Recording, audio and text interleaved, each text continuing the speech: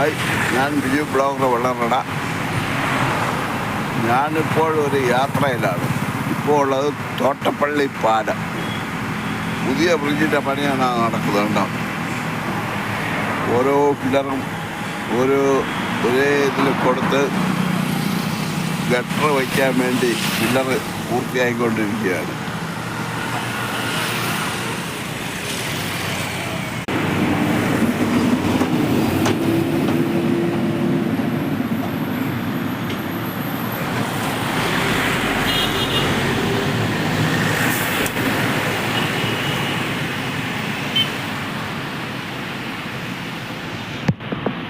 ഈ വണ്ടി പോയിക്കൊണ്ടിരിക്കുന്നതാണ് പഴയ പാലം.